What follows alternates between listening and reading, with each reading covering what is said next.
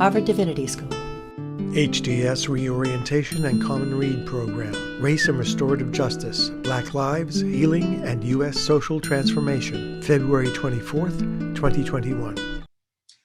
Restorative justice is rooted in Indigenous ethos and ancestry, so it is appropriate that we take a moment to honor those who came before us.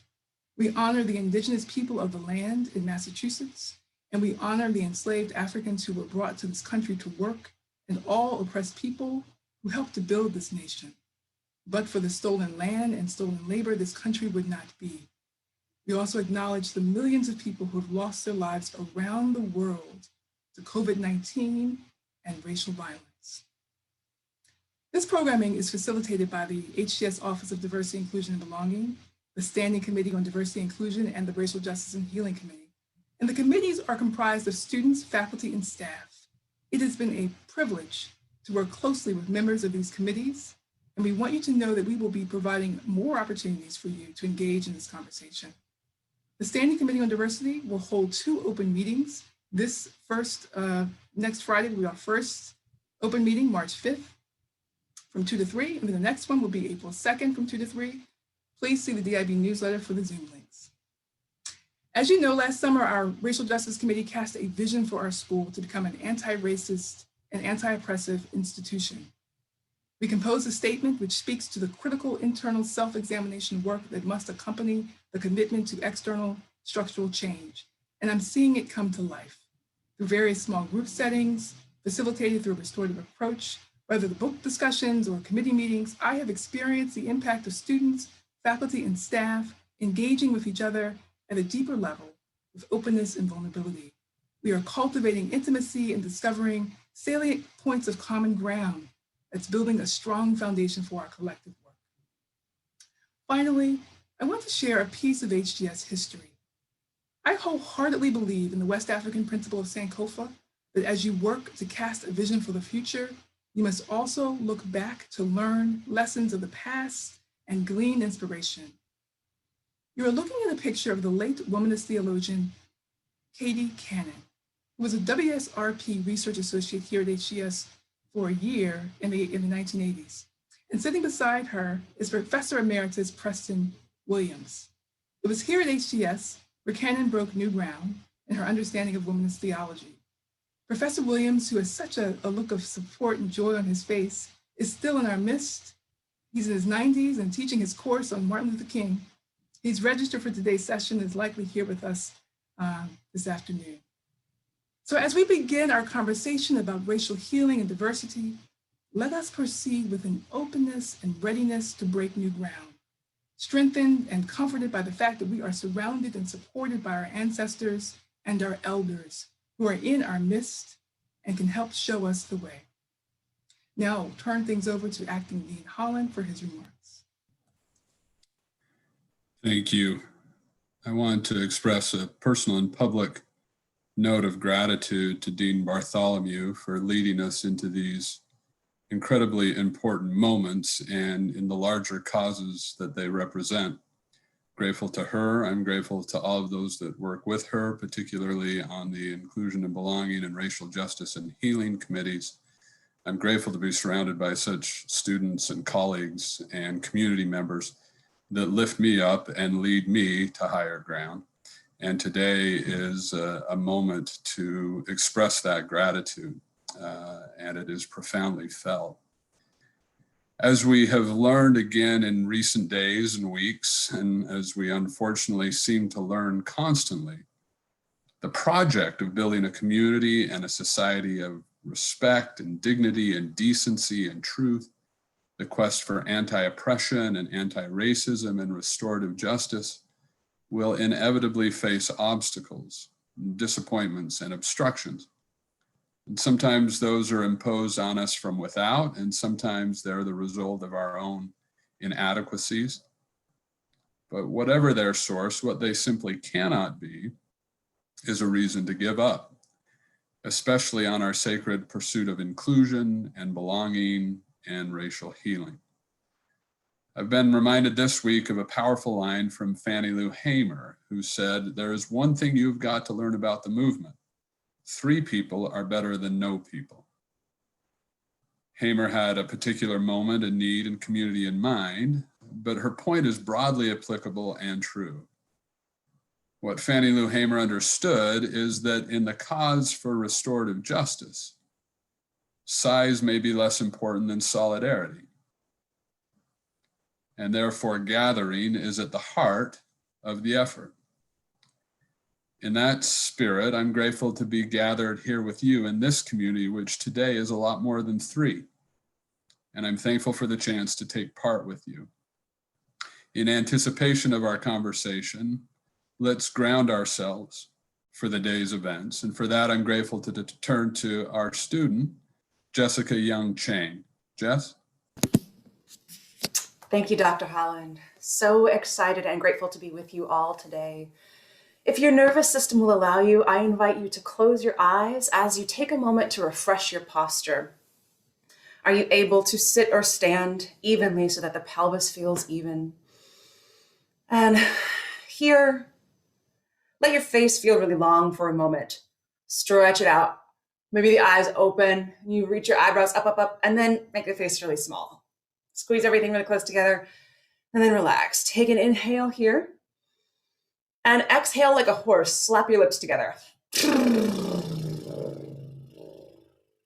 Great. Inhale deeply. Allow the spine and the torso to fill up with breath. And exhale completely. And let us try that again. This time as you inhale, visualize breath moving into the body and down as though the spine were growing roots into the earth. Exhale, visualize breath rising through the body and even up out of the top of the skull as if you were growing branches into the air. Once more the same way, inhaling down, allowing your roots to establish into the earth and intersect with other roots around you. And exhale, allowing that breath to rise into the air, reaching for the sun amidst and among other branches.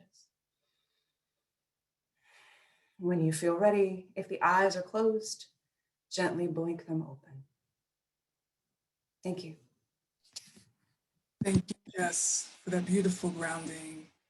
And if we were in a smaller group, we would invite you in that grounded space to check in and share how you're feeling in the moment, but we are too large to do that, which is a good thing. So we're going to invite you at this moment to just, if you desire to just in the chat, enter a word or two that describes how you're feeling in this moment. And that will allow us to virtually cultivate connection to each other, to let each other know how we're feeling, what we're bringing into the Zoom room space. So while you're doing that, let us transition to our beloved guests. It is a privilege to be here and in conversation, to facilitate a conversation with 2 very special people that I admire and appreciate. And in the interest of time, I won't read the full bios of Ashley and Diane. I'll ask you to investigate their websites, and Katie's going to put them in the chat. We have Ashley Liscom with us today, a recent 2020 MDiv alumna and co-founder and CEO of the Institute for Anti-Racist Education, and Professor Diane Moore, faculty director of religion and public life at HDS, who is also an alumna of HDS. We're so happy to have you both, and we're so grateful. Welcome to you both. So let's get right to our conversation. I'm going to share 2 questions with Ashley and Diane, and Ashley is going to go first and take about maybe 5 minutes to reflect, and then Diane will take about 5 minutes, and then we'll have about 15 minutes for them to engage. So our text, Race and Restorative Justice, chapter 4, explores restorative justice as a tool for advancing education as a liberatory praxis. How does this book inform your understanding of racial healing and what is required for implementing restorative anti-racist practices in school settings? And as you speak to what the work of racial justice or racial healing means specifically from your particular perspectives and positionalities. So please actually speak about racial healing from the perspective of a Black woman, a Black person, and what's required for Black people to do the work. And Diane, speak from your particular positionality as a white person, a white woman, and what's required for white people to do the work. So, Ashley? you. It is so wonderful to be here. So first, just let me say thank you and express my form of gratitude. I also do want to acknowledge the land that I am currently on, as I'm not in Massachusetts, and so I honor the ancestral lands of the Lenni Lenape here in what is known as North Jersey. And so what is racial healing for me? It is something that I believe is an ongoing process. It is something that is not fixed. It is one that I'm learning each and every day and redefining too and expanding, I think, as I continue to do this work in my life and also in the work that I do professionally. And so I think it's twofold too, and I'll try to keep it short, but you all know, because I'm a Baptist preacher, 5 minutes is just, we know this. Um, but for me, when I think about it, I think that racial healing is first at the first step. It's an acknowledgement that healing must happen, right? So that means that we must name the harms that are being done, right? Not just talking about, oh, it's, our unconscious or implicit bias. No, it's naming the institutional structural racism that continues to kind of force us into these pathways and really causing like a whole lot of damage to our lives. And so the first step is acknowledging that these things do exist. And not only do they exist in our society, but they exist in our institutions, and naming how they are harming more specifically those folks who are part of the institution. And I think even in my work as I do anti-racism work now, a lot of folks are kind of like, oh, is this just for Black and brown communities, for the BIPOC community? And I say, no, this is more specifically for the white community. And I say that as a Black woman who says, for Black folks, and I don't speak for all Black folks, right? But understanding that we do not have access to these forms of institutional powers that other persons do. And so for us, that healing work that must happen within our own communities, how we choose to build coalitions and collaborate amongst others in solidarity. As I wear my beautiful Indigenous pin from 8th Generation. Go ahead and check them out. They are the first Native-owned company to produce wool blankets, and all their products are designed by Native artists. So 8th Generation, I'll put that in the chat. But as I think about it, how are we building, efforts of collective healing, not only amongst just our select groups, but how are we building coalitions beyond that, right? And so for me, after we acknowledge that harm is being done, that this is happening to folks and naming it explicitly, then it's also describing what healing looks like for us, for our communities more specifically. For me personally, when I think about racial healing happening in my own life, how am I naming how these harms have caused trauma in my life? How has it damaged my own relationships with the people, not just in my household, but my neighbors, my community? How is it causing damage to those I work with? How I'm building relationships professionally? And so for me, it's that personal work, it's that interpersonal work. And I believe, Dr. Davis talks about this in chapter 4, where she even says, like, it's that self-healing work, the internal work of transforming self while transforming the world. So it's personal. It's naming that I was raised in a racist system that gives me racist ideas, and now I need to own up to the fact that I've lived them, I've said them, I've perpetuated them, I've been complicit in them, and then doing the unlearning work within my life to not continue to do those really harmful practices anymore. And when it happens and when I slip up, I'm not trying to defend myself and over explain why it happened. I'm just acknowledging, yeah, I messed up, I said that, and now I'm going to do better as I continue to learn and move forward. And then it's also, and I think this is more specifically from my experience as a Black woman, after I do that personal work for myself, that means now I have to hold the institutions I'm a part of accountable. It's how do I say that this is harming folks, right? We need to do the good work of making this change.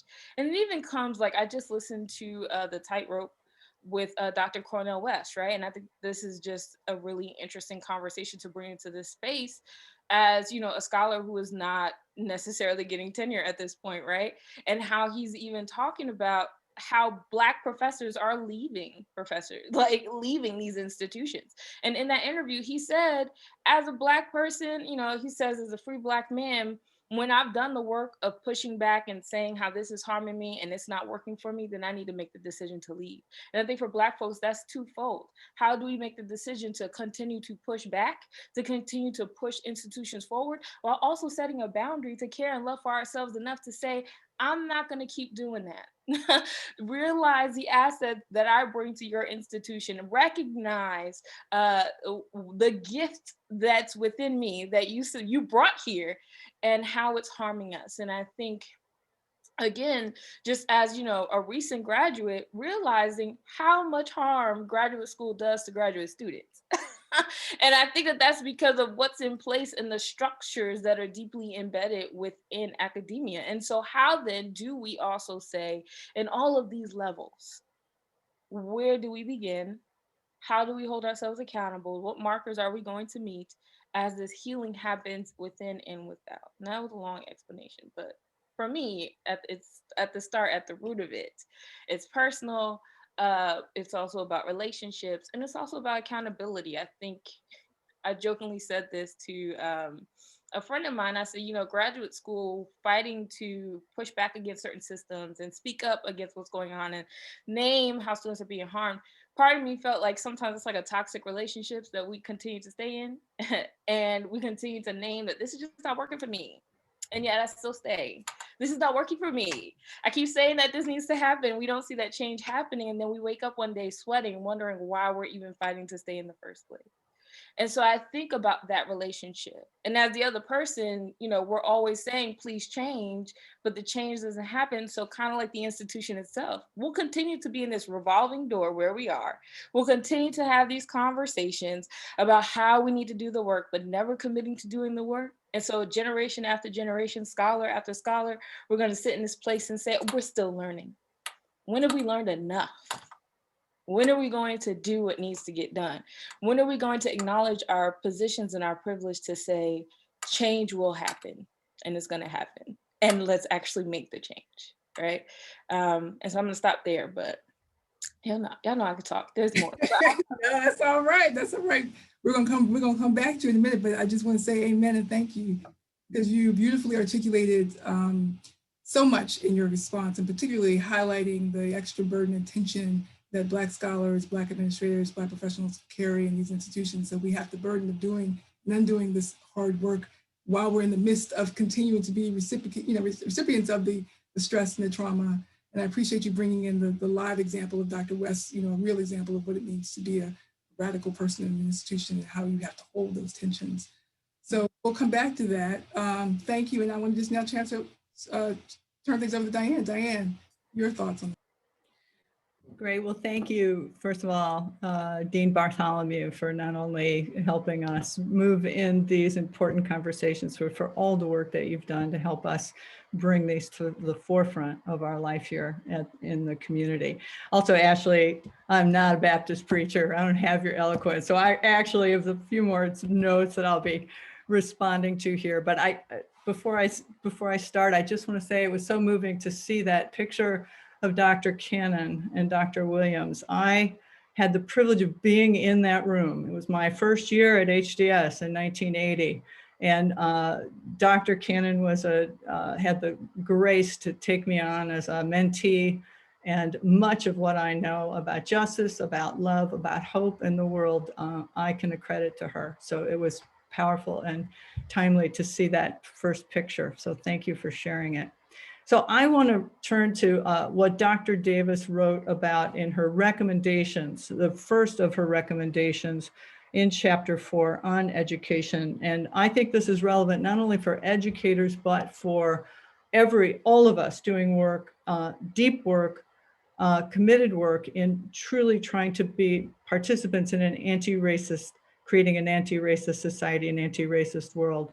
And she says in that first recommendation of 3, she says that we have to simultaneously address relationships in one-on-one, institutional racism, and implicit bias simultaneously all at once. But I want to focus my brief remarks here on institutional racism. I also call that structural violence to represent the intersectionality of what structures of violence create. And I want to just underscore what you are articulating, Ashley, and what Dr. Davis also was very explicit about, to say that institutional racism, again, what I call structural violence, is our water. It's what Foster Wallace's notion of what is water. It's the reality that we live in.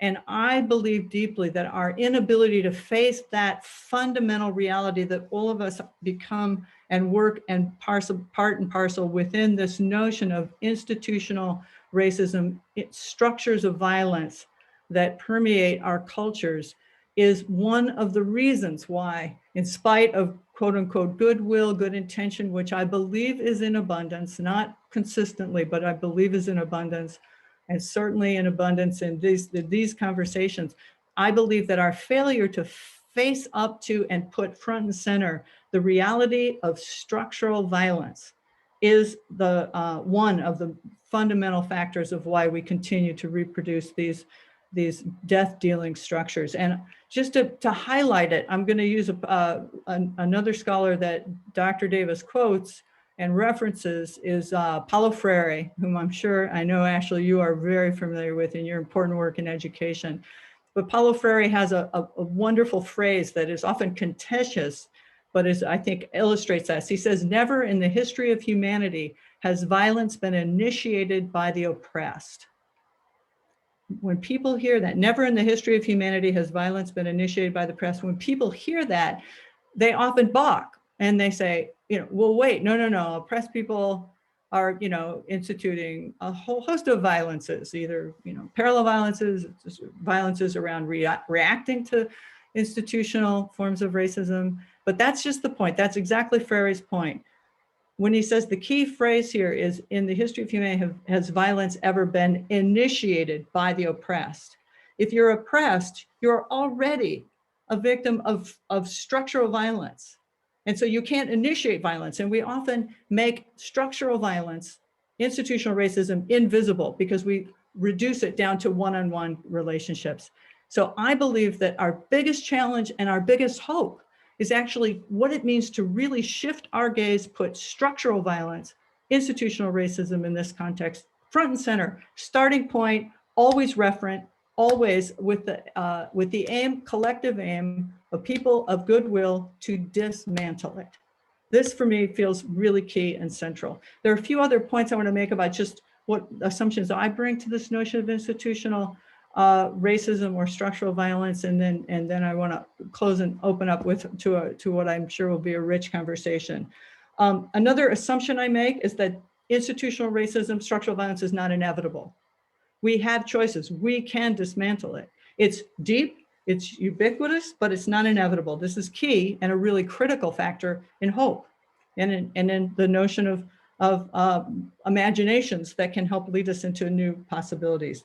The third is that institutional racism, structural violence harms us all. It doesn't only harm people who are victims of that, it also harms people who supposedly engage in privilege. And I want to underscore this important point, not in the same ways. I want to be really clear about that, not in the same ways. And I revert here and just look to James Baldwin's brilliance and his referencing and understanding what he calls the consequence of privilege in context of white supremacy, white privilege, is that it creates those of us in positions of privilege, it creates the conditions for us to act as moral monsters. And I couldn't agree with him more. I think that these structures are harmful. Freire again says the vocation of humanity is humanization, and humanization is impossible to fully realize when we have structures of oppression that function at the consequence of members of our community. So I think it harms us all in different ways, and I want to again underscore that. Fourth, Freire invites us again that if we are committed to this work of dismantling institutional racism, structural violence, it's an invitation into process, not a declaration of a destiny, of a destination that we have now arrived because our good intentions will get us there. It's a process, a praxis, what Freire calls praxis, the constant commitment to a long-term process, not to say long-term that we need to just rest and say, oh, you know, it'll take a long time for us to bring justice to these questions, but to recognize, to do the hard work of a long process of really dismantling these structures, which Freire is really clear about, that we otherwise, without that intentional praxis of reimagining together in context with each other, new forms of dialogue, we will reproduce those forms of violence, and we'll just shift the people who are in positions of power. That's his worry, that's his fear, his incredible hope for us. Restorative justice's incredible hope for us is a vision that we can dismantle the structures themselves, and that has to be our common task, with different responsibilities among all of us who are in this hierarchy. And then finally, I just want to say and agree with Dr. Davis, agree with Ashley. I know that that Dean Bartholomew understands this deeply.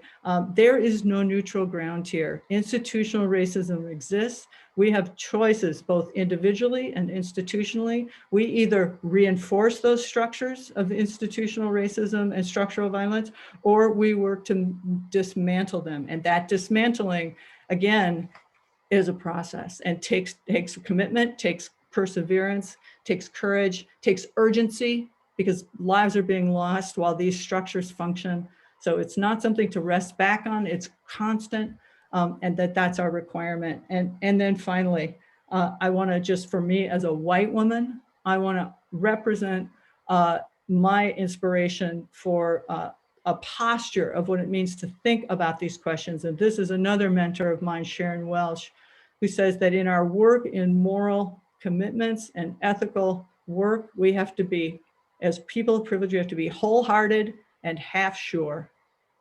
Wholehearted in our commitment, half sure. So we have so much to learn and so much we don't know. And then back to Freire, I'll close. He says that for us to make these transformations, to engage in praxis, there are 5 conditions that Freire invites us to adopt.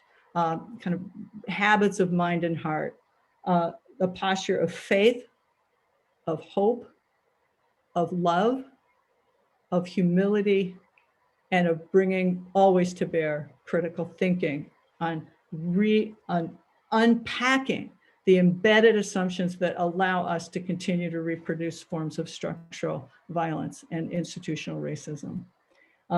It's a pleasure to be in this conversation, and thank you so much for the opportunity. No, thank you. Thank you, Diane, for those rich observations. And you offered so much. And one thing that stuck out for me was, I believe you're quoting Freire, the oppressed cannot initiate structural violence. The oppressed cannot initiate structural violence. And that goes back to what Ashley raised in terms of just the impact of the structural violence and the undoing on the oppressed. So Ashley, you know, I want to give you a chance to for you and Diane to just engage with each other. Any reactions, Ashley, to what Diane has just shared? Yeah, absolutely. I was talking to another former HDS alum, Don, and we just spoke to how much we appreciate Diane, Professor Moore. And so I just wanted to hold that space to say thank you.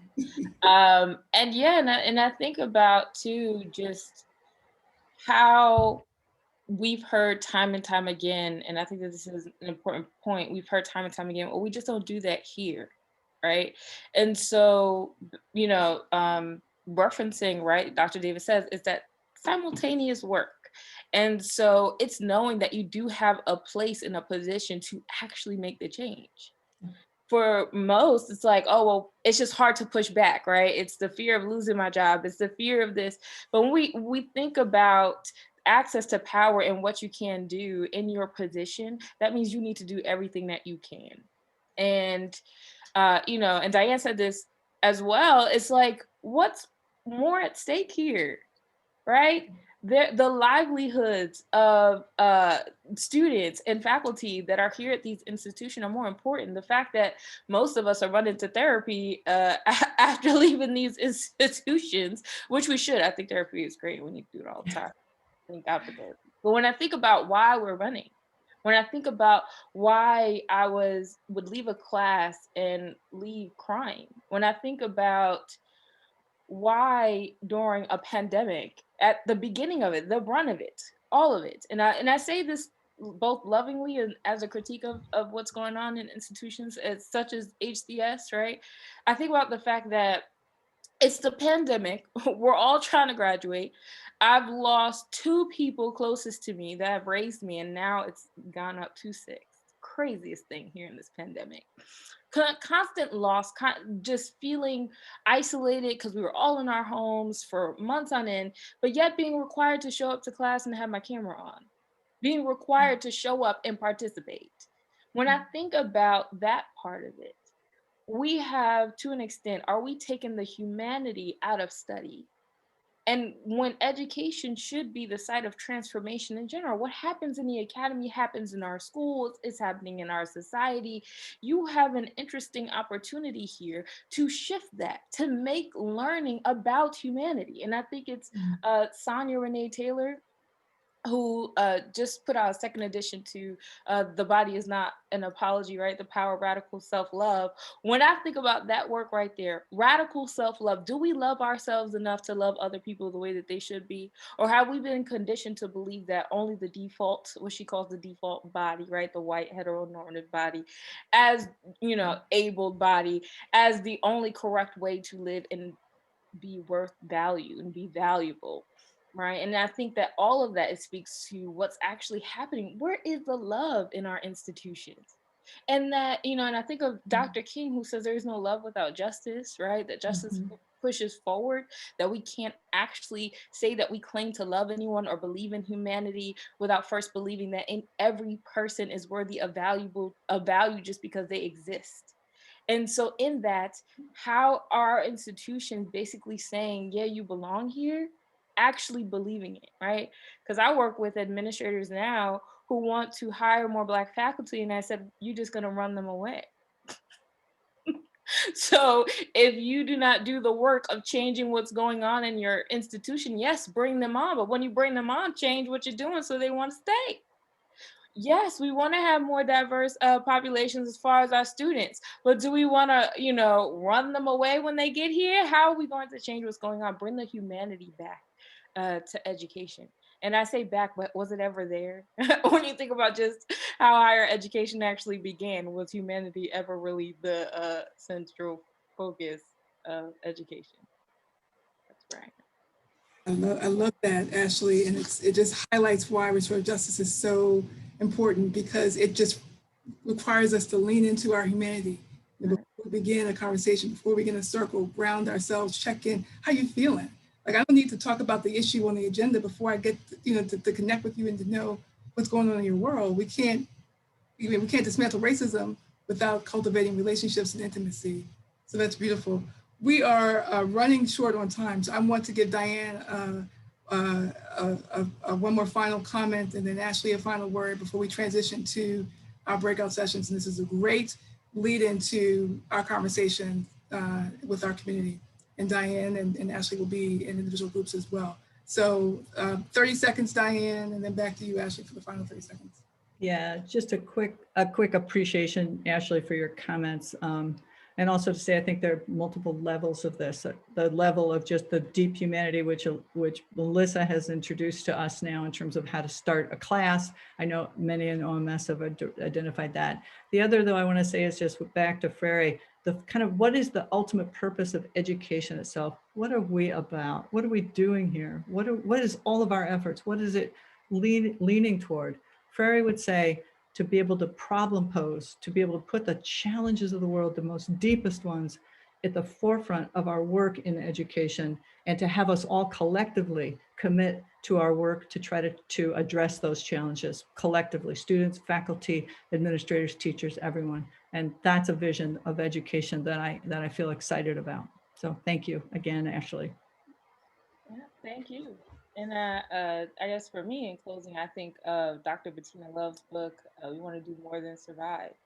And I think about, to Diane's point, this idea of abolition in education, what we're tearing down and what we're envisioning to create. And I think that that's the part that does give us hope, is that we have an opportunity to create something that has not been done. right? To create something anew, to think about higher ed in ways that have not been done before. And for me, that's the exciting part. That's the exciting work of education, is how that transformation can happen across the board. And so, yeah, we don't want anyone just surviving in our classrooms. We want them thriving. Well, I can't Absolutely. enough. We cannot thank you enough, both of you. And we could be here all day, and we'll have to have you back because you are beautiful. Diane, Ashley, you're powerful. Thank you so much for what you have offered and shared. And let us continue this conversation. I'm going to now transfer the platform, the floor, over to Dan McCannon, Professor Dan McCannon. Thank you so much, Melissa. And thank you especially, Ashley and Diane, for bringing us this conversation. I really appreciate the clarity of your moral vision, your willingness to bring your whole selves to this work, even when this community seems not to welcome your whole selves, and for modeling the collaborative pedagogy that we seek to cultivate. This is the time in the afternoon when we invite everyone who has come here, and I'm so heartened to see such a rich mix of staff and students, of alums and faculty, all ready to join in the hard work of exploring what anti-racist pedagogy and what real institutional transformation can mean for Harvard Divinity School right here and right now. In a few moments, we'll begin breakout groups, and as we undertake that work, I encourage each of you to bring your whole self and your whole heart to our conversation. If you've experienced something in recent months that inspired you, or if you've experienced something that put a burden on your heart, you're invited to share that to the extent that you feel comfortable. During this time of pandemic, it seems that every week brings fresh news of something that touches on the work of building a diverse and inclusive community. In the past week, many of us have had our hearts weighed down by the news stories about Professor Cornel West and the possibility that he may not remain part of our community. And many of us have had our hearts weighed down or perhaps lifted up by other things happening in our community and our world. In these breakouts, you're welcome to reflect on whatever feels most urgent for you right now, as long as you keep your heart open to the possibility that others in the group may have very different concerns to share. Please be mindful of the fact that this will not be our last conversation. We will have many future opportunities to continue the work of reflecting that we're engaged in today. Each of our small groups will be guided by a facilitator, and will also have a note taker who will share insights with the rest of the group when we reconvene. We ask that each of you participate in the group guided by 3 touchstones. First, everything in this circle is by invitation. You don't need to share anything unless you freely choose to do so. Second, the stories stay and the lessons go. So when you talk about the conversation afterward, you can be fulsome in sharing what you learned, but keep confidential the details of the stories that others shared. And finally, if the going gets rough in your conversation, turn to wonder. Even if someone says something that surprises or troubles you, take the opportunity to ask the next question and learn from the particular experience of the person who spoke. Sponsors: HDS Office of Diversity, Inclusion, and Belonging, and the HDS Racial Justice and Healing Committee. Copyright 2022, the President and Fellows of Harvard College.